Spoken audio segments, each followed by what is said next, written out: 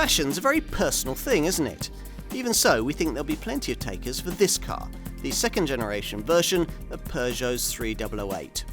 Like its predecessor, it's a family-sized crossover SUV, but this time round, the emphasis is very much more on the SUV aspect. There's lots of different design and extra features to set it apart from rival models, and an efficient range of engines that'll satisfy more sensible folk.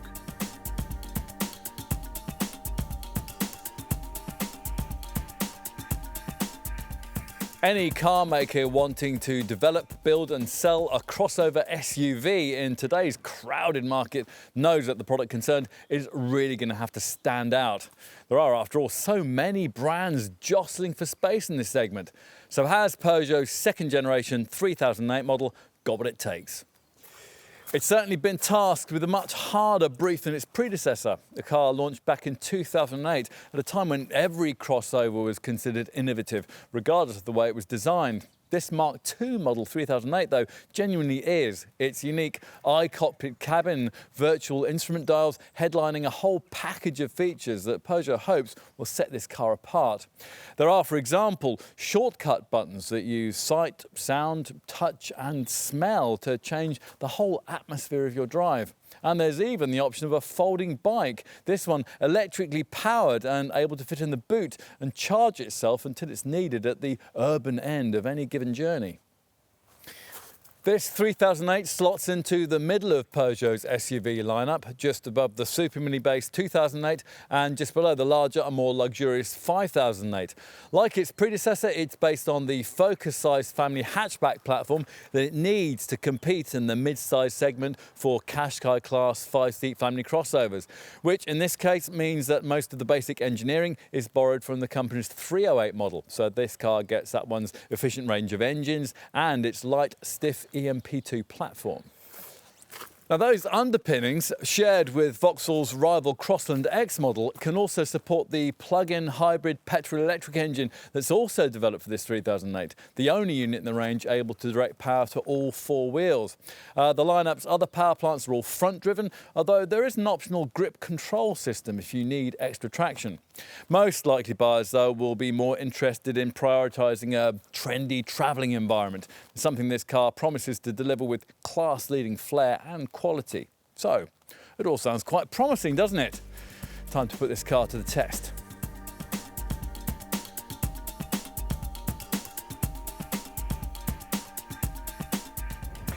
As with all crossovers, the idea here is to deliver everything people like about butch-looking SUVs in a more practical and affordable family hatch-based package. In other words, you get the looks without any of the compromises you'll not want to make if you never go off-road, which means muddy car parks can be negotiated, but you'll have to leave the wilderness stuff to Bear Grylls. So far then, so predictable. There's quite a bit about this 3008 though that's different to the usual Qashqai class theme, and it all starts with the positioning you get here at the wheel. Come to this car without previously knowing much about it, and to begin with, when you set off, there's this nagging sensation in your head that something's different. Now, by the time you put your finger on what it is, you might already have decided that you rather like it. The change in question being the size and positioning of this tiny steering wheel with its curious flattened top and bottom sections. It comes as part of an iCockpit design that's now not only used on this 3008, but also on all of Peugeot's smaller models, the concept based around viewing the instrument binnacle above the wheel rather than conventionally through it. Now that means that the wheel can be smaller and positioned closer to the driver, giving a more connected feel that encourages wrist flick direction changes. There are other differences too, the absence of a conventional speedo and rev counter dials, for example. You get virtual gauges instead on this configurable 12.3-inch instrument binnacle screen. If you think that's a gimmick, then you certainly won't like the iCockpit amplifier system that's fitted to GT models and offers a one-touch change to the things that you see and sense and smell. feel in the cabin. Two settings, relax and boost, can be preset with different lighting intensities, seat massage options, interior fragrance choices, and your choice of either normal or sport driving modes. From one perspective, I mean, all of this is a little bit silly, but then, if we're honest, a lot of the things we rather enjoy in life are a little like that when all's said and done, including the modern car buyer's continuing preference for wanting a family hatchback dressed up in a pair of hiking boots. Many early crossover models following this formula had dull, compromised and, well, sometimes downright unpleasant drive dynamics compared to the family hatchbacks that they were based on. Adding in the required taller stance meant extra body roll, and that in turn created the need for stiff, overly firm suspension. The original first generation 3008 model was better than some of its contemporaries in that regard, but only because Peugeot almost completely gave up on making it rewarding to drive and concentrated instead on giving it near class-leading quality of ride. With this second generation design, you sense that the engineers have moved on a bit. Well, you still wouldn't exactly call this car fun to drive, but it's certainly a lot more engaging than it was before, with lots of grip, well-controlled body roll, and a desire to change direction more keenly that's helped by this small wheel, but hindered by the rather vague steering feel. Despite the better handling, the suspension setup remains one of the best judged in the class, which is just as well because there's no opportunity to change it. The iCockpit Amplify System's Sport mode are being limited to offering firmer throttle response, heavier steering, and on this auto model, quicker gear shift timings too. Plus, in this setting, you get a red-tinged instrument display too, which brings us right back to fashionable frippery. Having focused a lot on that kind of thing so far in this section, though, we should probably cover some of the more sensible stuff.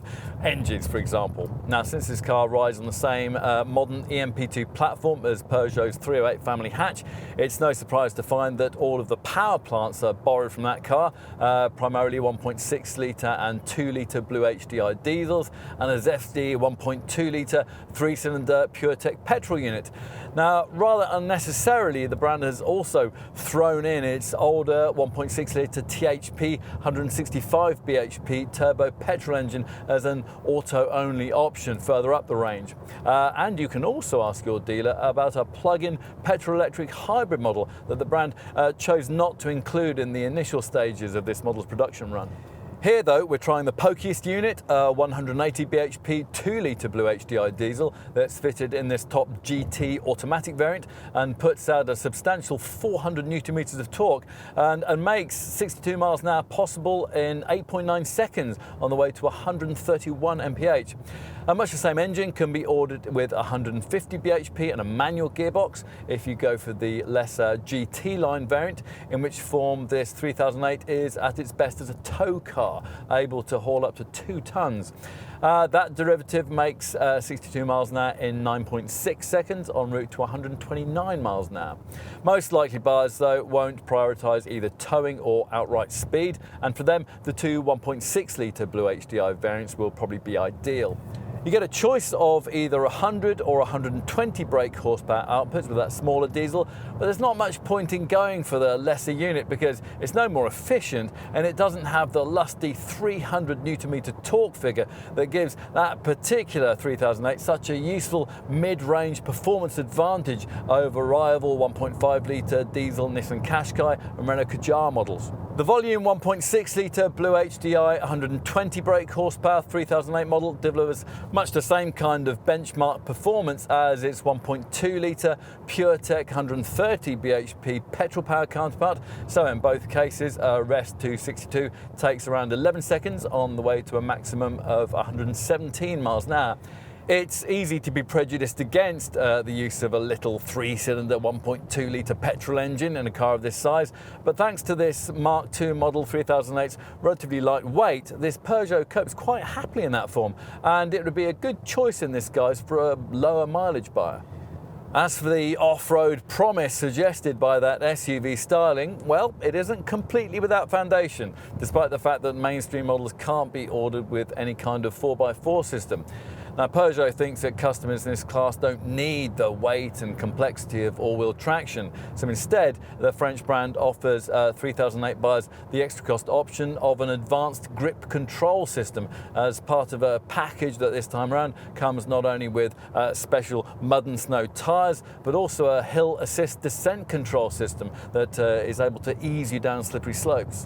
As in the previous model, the grip control package copies Land Rover's terrain response setup in offering the driver the chance to choose different settings to suit different surfaces. 5 separate modes being on offer: normal, snow, mud, sand and ESP off. None of this is able to make this car into any kind of mud plugger, but in combination with a useful 219 mils of ground clearance, it is all enough to potentially make it a good deal more capable in a snowy snap than most of its competitors.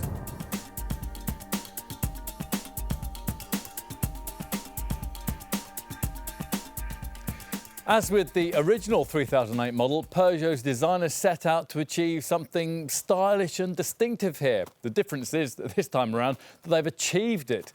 Though something of the Mark I model's profile remains with this crossover, the short, tall, dumpy looks that characterise that early car have been replaced with something far more sophisticated and SUV-like. The styling flourishes cleverly conceal the way that this is a slightly bigger car than before. There's an extra 62 mils of length, but what you don't miss at first glance is the extra class and maturity that's delivered here.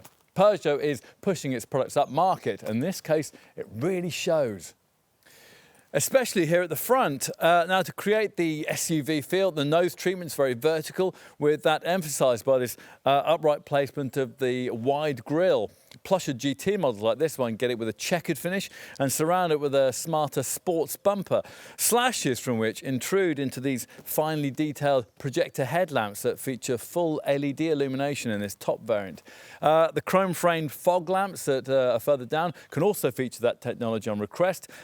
These are positioned above large corner air intakes, flanking the grey lower scuff plate that's provided above entry-level trim to emphasise this car's crossover credentials. Move to the side and the bolder, more ruggedly styled approach continues. Now, the original 3008 could have been mistaken for a scenic-shaped MPV, and it often was.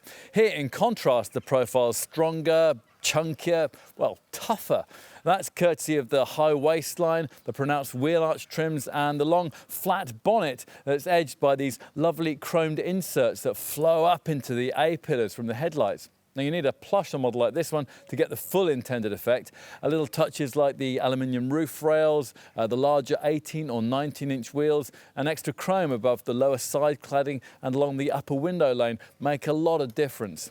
Go for one of the GT variants and you can opt to finish the effect with a black painted roof and maybe even this car's GTI style coupe franche two-tone paint finish. The rear end has even more of an upright stance, although the effect's softened by a neat roof spoiler and a polished black strip that incorporates LED tail lamps arranged, as Peugeot puts it, like slashes from a lion's claw. More impractical chrome decorates the top of the bumper and its incorporated tailpipes in this GT model. Of course, as usual, what's more important is the stuff you can't see, namely the lighter, stiffer EMP2 platform that's contributed so much to this second generation model's improvements in handling and overall efficiency. Time to take a seat inside. Now, the saving grace of the first generation 3008 was its quality interior, and the French maker has raised its game again this time around. If you didn't know you were in a Peugeot, you might think this was a model from the PSA Group's DS Premium brand. It's that good. Or at least it is in an upmarket GT variant like this one, with its stitched dashboard, oak fascia inlays and quilted leather on seats that comply with the Action for a Healthy Back initiative, thanks to their 8-way adjustability. Now, even lower down the range, the cabins provided put those of rivals to shame, with copious amounts of chrome trim and lovely design features like this piano key switchgear and also this BMW-style shard-like auto gear lever. But if that's the first thing you notice, then without doubt the second is the steering wheel and instrument binnacle design, the latest evolution of what Peugeot calls its iCockpit layout.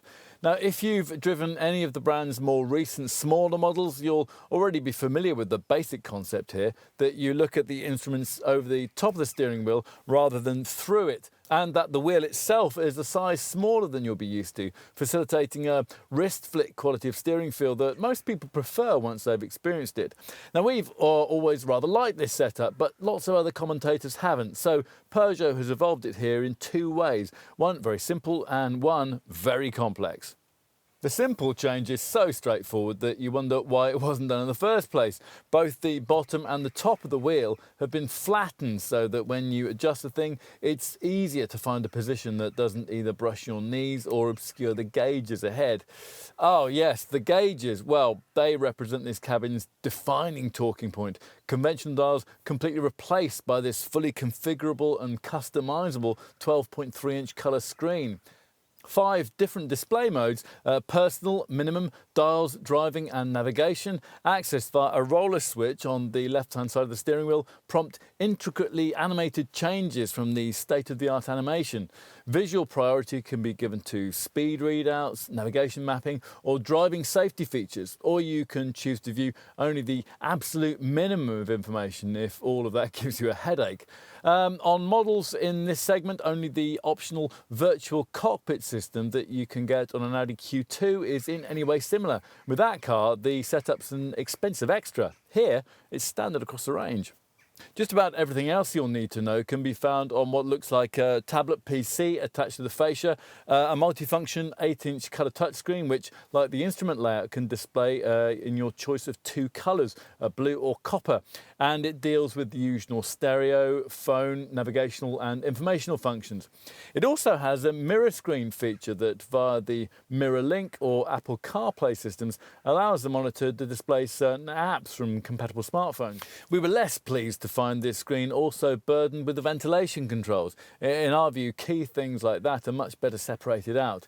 Still, on the plus side, the menus on this display are easier to access than they are in other PSO Group models, because these beautifully crafted piano-style keys below the centre vents offer instant shortcut options to the monitor's most commonly used functions. Now, one of these shortcut options is a feature you'll either love to death or think to be something of a gimmick: the iCockpit Amplify system that's standard on GT models like this one. Now, it claims to be able to offer a one-touch change to the things you see, sense, smell and feel in your travelling environment. All this via 2 settings, relax and boost. These 2 modes can be configured with different cabin lighting intensities, normal or sport driving settings, and your choice between the 3 rather pretentiously named interior fragrances that the iCockpit Amplify package provides to waft around the cabin: Harmony Wood, Aerodrive or Cosmic Queer. Now, if your 3008 has the optional driver's seat massaging feature that's standard on this GT variant, then the 4 different settings that come with can also be programmed into the Amplify setup. Overall though, we rather like it. But there's not much point in having frippery functionality like that if basics like cabin storage haven't been properly dealt with.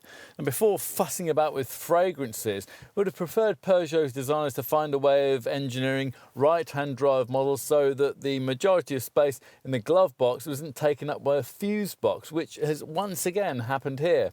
To be fair, that is compensated for by a lot of stowage space elsewhere, most of it in this absolutely enormous 11-litre air-conditioned box between the seats with its neat stitched butterfly opening double lid. In front of this lie 2 large cup holders, plus there's a further tray alongside the gear stick and another one in front of it that's clearly intended for your smartphone, hence the nearby USB and 12-volt ports. On plusher models like this one, this area incorporates the wireless charging mat too. The door bins are also reasonably sized. They include recesses for bottles and come carpeted to stop loose items from rattling around. As for all-round visibility, well, that's okay once you've adjusted to these rather thick front A-pillars that can sometimes get in the way at junctions. The rather small rear screen can occasionally make reversing awkward too, though on most models that's mitigated by the standard provision of parking sensors and a reversing camera. Time to take a seat in the rear. Now, if you're lifting things like child seats in and out, you'll be glad of this model's high roof height and its wide opening doors. And once inside, you'll also appreciate this second generation 3008 model's extra 62mm of wheelbase, something that's freed up 24mm of extra cabin length for knees and legs back here. However, the placement of the front seats does make it a bit difficult to slide your feet beneath them. Overall, though, there's significantly more room than you get in a conventional Peugeot 308 hatchback, the only caveat being that headroom can be slightly compromised if you've got a model that's fitted with this huge glass panoramic roof. We would want that feature, though, because without it, the combination of tinted glass and this Bodyworks high waistline can make this rear cabin feel smaller than it actually is. Now, that's one reason why you might get inside a lower spec model and think that the rear seat of a competitor like Volkswagen's Tiguan or Seat's Attica is bigger. And in fact, the figures suggest that there's really not much in it, although the 3008 does lack that useful reclining sliding seat that you get in that VW. On the plus side, this Peugeot will be a better bet if there's a need to take 3 adults back here, thanks to the notably low height of this central transmission tunnel. If there are only 2 of you, then this central armrest can be folded down, revealing a couple of useful cup holders. Now, as you'd expect, there are ISOFIX child seat mounts on the 2 outer seats, along with narrow door bins and seat back cargo nets. Finally, let's take a look in the boot. Now, the tailgate is easy to lift up, so you don't really need the electric operation that's supplied as standard with this GT variant, and that's functionality that can be activated with a wave of your foot beneath the bumper. If you, for example, find yourself approaching the car laden down with bags. Once the hatch is raised, an impressively large 591-litre space is revealed. That's nearly 90 litres more than the previous generation model could offer. The total capacity is beaten in this class only by Volkswagen's Tiguan, and it's vastly more than most competitors offer. It's 161 litres more than you get in a Qashqai, for example. Now, for effective use of this space, there are tie-down points that you can use with an optional boot restraining net, plus there's a 12-volt socket and removable side panels that make it easier to transport wider items. An adjustable height boot floor has also been designed in, but it is annoying that A, you have to stretch to one of the pricier GT models to get that included in the price, and B, it won't work in its lower position if you specify a full-size spare wheel to replace the space saver that we've got here as standard. On the plus side, there is a version of this adjustable floor that can be extended out over the rear bumper, where it can hold as much as 100 kilos, so it can act either as a useful picnic seat or an aid to getting items in or out. That feature is standard on GT variants, and it's optional further down the range. That's something we'd want. Now, one of the few things we miss about the first generation 3008 model is its split tailgate, so this feature brings some of that functionality back. Lengthy items like skis can be pushed forward through the provided central hatch, and if you use these cargo sidewall catches and push forward the 60/40 split folding rear bench, then Peugeot's magic flat flooring system means that a completely level carriage area is revealed, 1,670 litres in size. Avoid entry-level trim, and you also get a fold flat front passenger seat that, when it's pushed forward, could even allow this cabin to swallow something like a small kayak.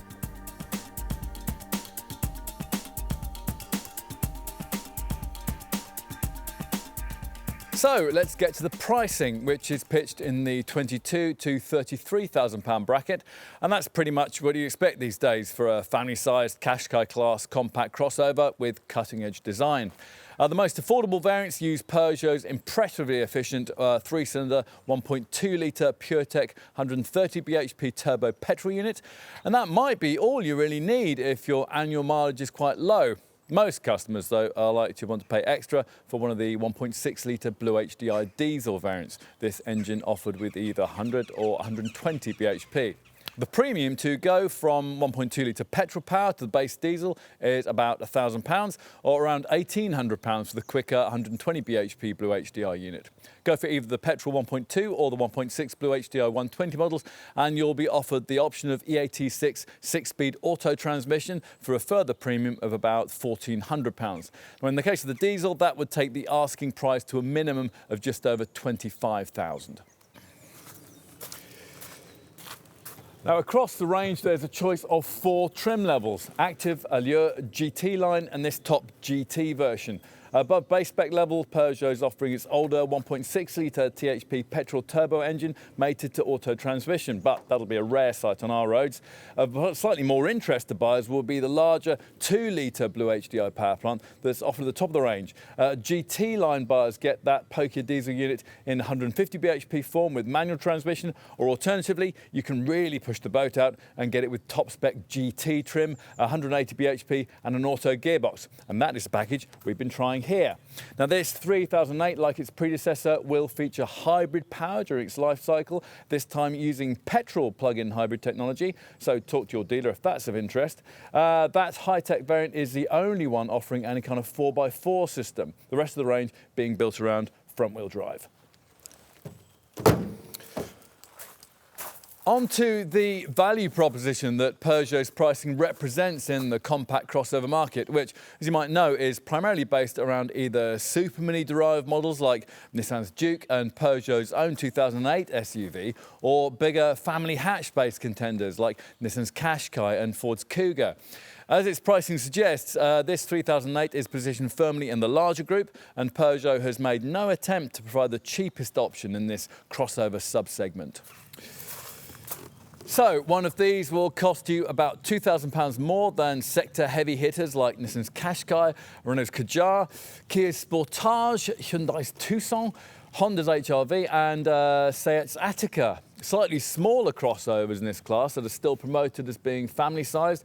Some models like Skoda's Yeti, Mitsubishi's AXX and Suzuki's SX4 S-Cross could even potentially save you a touch more than that when you're comparing against this Peugeot. That depends on the variant you're looking at. Ultimately, though, all the contenders we just mentioned have less sophisticated technology than you'll find in this 3008, and they all offer significantly less rear seat, interior room and boot space. As usual, then, it comes down to what you want. Now, if from what I've just said you've gained the impression that this car's been pitched on the pricey side in this segment, then that wouldn't be altogether correct. Actually, the French brand's chosen something of a middle ground in this respect, there being plenty of comparable rivals in this class that are more expensive. So list price wise, you'd have to find a few hundred more than is needed for a 3008 if you were to opt for a model like Ford's Kuga or Volkswagen's Tiguan. You could also easily spend more in this class on a crossover like Mini's Countryman, Audi's Q2, Mazda's CX-5, Subaru's XV or the hybrid version of Toyota's CHR. And Peugeot rather bravely argues that the 3008 is large and sophisticated enough to offer a real alternative to premium badged compact crossovers that cost around £5,000 more. Some models like Audi's Q3, Mercedes GLA and the BMW X1. You may disagree. What is not up for discussion is that there are a bewildering number of options in this segment, but we can see plenty of people deciding this Peugeot to be one of the most appealing of them. So if that is your perspective, then you're going to need to know just how generous the brand has been when it comes to standard specification. So let's take a look at that. As I mentioned earlier, the trim range kicks off with active spec, and even that includes 17-inch alloy wheels, automatic headlamps with LED daytime illumination, rear parking sensors and special magic wash windscreen wipers that place their wash nozzles on the blades for quicker, more effective cleaning. You also get a space-saver spare wheel. Move inside and you'll find an iCockpit instrument binnacle that's based around a 12.3-inch configurable digital instrument panel. Plus, there's an 8-inch colour touchscreen in the centre of the dash that deals with the standard dual-zone climate control, offers Bluetooth and a 6-speaker DAB stereo system, as well as providing a mirror screen media connectivity function. Now, this allows you to duplicate your phone handset's display onto the centre dash monitor, and the setup supports the MirrorLink system for Android devices and Apple CarPlay for iPhones. Around half of all 3008 buyers in this country, though, will find the £1,800 premium that Peugeot asks to trade up to mid-range Allure spec. Models of that grade recognisable by larger 18-inch diamond-cut Detroit alloy wheels, rear privacy glass, a lion grey front scuff plate under the bumper and stainless steel door protectors. The key extra interior feature at this level is a 3D connected navigation system that comes with TomTom Live, traffic updates and voice recognition. Plus there are also useful things like front parking sensors, 180-degree colour reversing camera, power folding mirrors and a fold flat front passenger seat. The cabin gets a classy upgrade too, with ambient blue interior lighting, man-made leather upholstery with driver's seat lumbar support and a dashboard that's trimmed in Brumeo fabric. If you want a sportier and more technical take on 3008 motoring, then the next trim spec up, GT line, provides that. The look at this level is slightly different thanks to the addition of a sports front bumper surrounding a checkered style grille that, like the mirror housings and the roof, feature a black finish. There are full LED headlights and fog lamps, along with sequential scrolling front indicators, twin exhaust pipes, Detroit 18-inch wheels with a matte Harrier two-tone finish, and Peugeot Lion approach lights that cast the company logo onto the ground when you get out at night. Inside, the leather effect seating features contrast stitching, plus there's a wireless smartphone charging plate and an adjustable height boot floor with a pull-out function. Perhaps our favourite feature at this level, though, is iCockpit Amplify. And that's a system offering two configurable interior options called Boost and Relax. At the touch of a button, these two settings change the cabin atmosphere via ambient lighting, musical settings and fragrance diffusers. Quite a lot of kit then, but there's still space on the spec sheet for this top-of-the-line GT variant to add even more. Wheel arch extensions surround larger 19-inch two-tone Boston-style alloy rims, plus you get a panoramic open glass sunroof, aluminium roof bars and chrome door mirror casings. There's also the Peugeot Open and Go keyless entry and ignition system and a smart electric tailgate that opens when you just waft a foot under the back bumper. Inside there's classier cabin finishing with a grey oak trim for the dashboard and the door cards, along with lovely double-stitched upholstery in real Napa leather. At the front, these seats are heated, they're 8-way electrically adjustable, and they also feature a massaging function that can be activated via the settings of the iCockpit Amplify system. So on to extras and options. Now, many of the features we've referenced on the plusher models can be ordered as individual options further down the range. As you expect navigation, the 3008's 3D connected setup can be ordered with base active trim. And across the range, things like full LED headlights, the aluminium roof bars, the keyless entry system, the heated seats, the panoramic glass roof and the smartphone charging plate will all be popular additions. Buyers opting for the lesser trim levels will also want to look at the adjustable height boot floor, which can also be specified to slide out over the rear bumper, so it acts as a picnic seat. Bear in mind, though, that if you've paid extra for a full-size spare wheel, you won't be able to use the adjustable height boot floor in its lowest setting. What else? Well, avoid entry-level trim, and you can also specify the thumping focal premium hi-fi setup. In addition, we want to look at the improved grip control system that packages up 3 elements that'll improve your winter traction, special 18-inch wheels with mud and snow tyres, hill assist descent control system to ease you down slippery slopes, and a traction control dial with 5 modes to suit the terrain you're travelling on.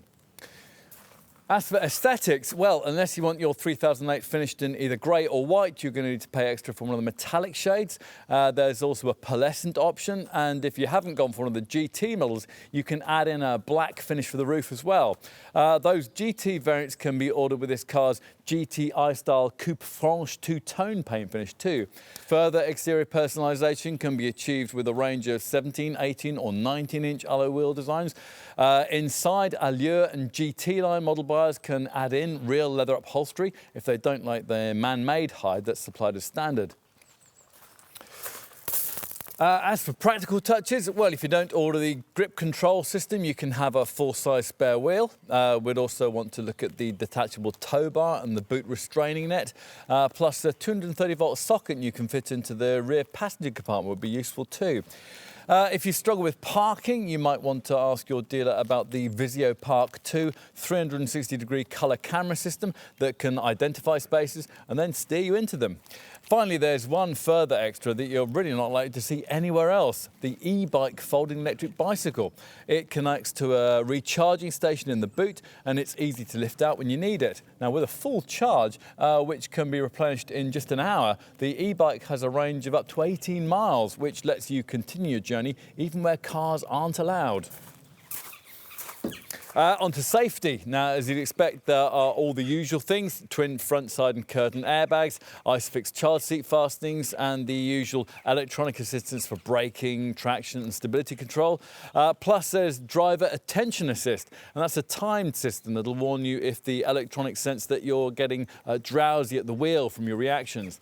In addition, you'll want to know about all the cutting-edge electronic radar-driven stuff, and there's plenty of that. All versions of this Peugeot get autonomous braking, an automatic emergency braking system that detects hazards ahead and will apply the brakes if the driver doesn't react. There's also a lane departure warning system that will alert you if you drift out of your lane on the highway. That's just the start though. Avoid entry-level trim, and your 3008 will also come with Peugeot's Connect SOS and assistance package that'll automatically alert the emergency services with your exact location if the airbags go off. Another welcome inclusion above entry-level spec is the Safety Pack Plus, and that includes 4 further elements. Active lane keeping assist builds on the lane departure warning system's functionality by guiding the car back onto the right course if you've drifted over the lane markings. Active blind spot detection will alert you if on the move you're about to dangerously pull out in front of another vehicle. Active driver attention alert is even more sensitive than the standard system to driver drowsiness, and smart beam assistance will automatically dip your headlights for you at night. Can you go further? Well, this GT model's standard adaptive cruise control with stop function system can be fitted to models further down the range. This setup using a radar to automatically regulate your cruising distance to the vehicle in front at motorway speeds, even to the extent of stopping and then seamlessly starting off again if necessary. Go for the detachable tow bar, and you'll also get a trailer sway mitigation system to avoid snaking when you're pulling a trailer. Now, all of this safety provision proved to be enough for a 5-star showing in Euro NCAP's now much tougher crash testing. That rating including high scores of 85 and 86% in the child and adult protection segments of that test.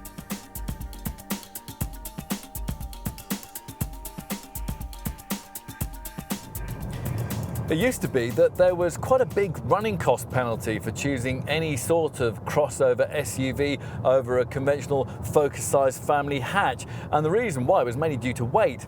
Now, take a Ford Kuga, for example, which weighs a hefty 1.6 tons. That's around 300 kilos more than the Focus it's based on. If, in contrast, you compare this 3008 with its counterpart, the 308 hatch, the difference is around half that. This Peugeot SUV able to tip the scales at as little as 1,250 kilos in base petrol form. Now, even rivals that are recognised as being relatively light and agile can't match that. Comparable Nissan Qashqai, for example, is nearly 70 kilos heavier. Match that to cutting-edge engine technology with stop-start efficiency, and you'd expect this 3008 to deliver a near-class-leading set of running cost returns, which it pretty much does. Both 1.6-litre Blue HDI diesel variants deliver the same kind of showing, 70.6 miles per gallon on the combined cycle and around 104 grams per kilometre of CO2. Now, in this segment, only the 1.5 DCI versions of Nissan's Qashqai and Renault's Kadjar can better that, and they don't deliver the same kind of 300 Nm pulling power you get from the Blue HDI 120 diesel engine that most 3008 customers are expected to choose. Now, that Blue HDI 120 unit can also be ordered with optional EAT6 auto transmission, but in that case your returns will drop to 67.3 miles per gallon and 108 grams per kilometre. Peugeot thinks that around 70% of 3008 buyers will opt for a diesel engine like that, but we think quite a few of them should carefully consider the merits of the alternative 1.2-litre PureTech 130 bhp petrol unit before they sign on the dotted line. This 3-cylinder engine will probably struggle in one of this Peugeot's heavier competitors, but here it copes absolutely fine, and it returns 55.4 miles per gallon on the combined cycle and 117 grams per kilometre of CO2, with an only fractional reduction on that if the EAT6 Auto Box is specified. We'd be less inclined to recommend the other conventional petrol engine on offer, an older tech 1.6 litre THP 4-cylinder power plant that comes with 165 bhp and can only be mated to auto transmission. Now here the figures are 48.7 miles per gallon and 129 grams per kilometre. As for other engine options, well, if budget allows, you might want to try the 2-litre Blue HDI diesel power plant that we've been testing here. And that's a unit that comes in two forms. The version with 150 bhp and manual transmission returns 64.2 miles per gallon and 114 grams per kilometre, while this 180 bhp unit in this top GT automatic model manages 58.9 mpg and 124 grams per kilometre. Finally, if you're wondering about the hybrid engine option that was available to buyers of the first generation version of this car, well, this time around that will be offered too, though with this Mark II model, the unit in question will be a plug-in petrol electric power plant that's able, Peugeot claims, to travel up to 31 miles between charges. Of course, running costs are about a lot more than just fuel economy and CO2 returns. So what else are you going to need to know? Well, there is the usual unremarkable 3-year, 60,000 mile warranty, and service intervals are every 12,500 miles or once a year, whichever of those comes around first. You can budget ahead for their work by taking up Peugeot's service plan that for a fixed monthly fee can cover you for up to 50,000 miles of motoring over either 3 or 5 years. Residual values are going to be key to whole life running costs too. We've seen a predicted figure of up to 47% after a 3-year, 30,000 mile period for the volume 1.6 litre diesel variant, which, if it's realised, would be a big step forward from the kind of showing that the first generation version of this car was able to manage. All of this will help Peugeot dealers when it comes to offering competitive leasing rates on the car. Now, if that's what you're after, it's likely you'll be offered two basic options. Now, the first of these is a straightforward deal where you pay a deposit and a monthly sum as you would with any other leasing contract. Or you could choose the French brand's popular Just Add Fuel package, and that wraps up the insurance, the servicing and the tax into regular payments, so all you have to do is fill up the tank. Having mentioned insurance, we ought to finish by guiding you through the groupings. The 1.2 litre PureTech petrol model sits in groups 11E, 12E or 13E, depending on the trim variant you choose. For the 1.6 litre THP petrol variant, it'll be group 13E or 14E. As for the 1.6 litre Blue HDI diesel, well, the smaller unit with 100 bhp attracts group 12E rating, while the 120 bhp version sits either in group 16E or 18E, depending on the trim level you've selected. If you'd prefer the larger 2 litre Blue HDI diesel with 150 bhp, your premium will be based on a group 21E or 22E ranking, while the Peugeot 180 bhp GT variant that we're trying here is rated at group 24E.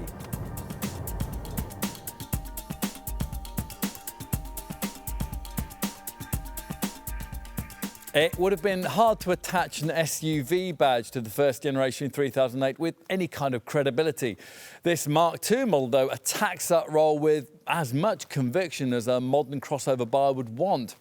What Peugeot's realised is that these days a car like this has to do more than merely look the part. It's a lifestyle choice, which means that it needs to be able to change aspects of your motoring lifestyle.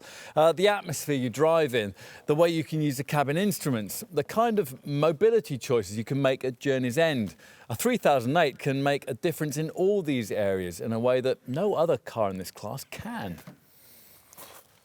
Of course, it also needs to get the basics right too. As before, this is one of the most spacious and efficient cars in its segment, attributes further aided here by the new EMP2 platform.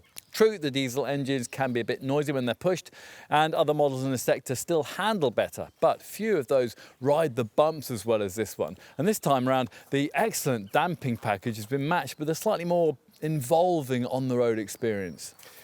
In summary, this is, in short, a very sophisticated kind of compact SUV. Crossovers, it seems, have moved on. To find out how far, try driving one of these.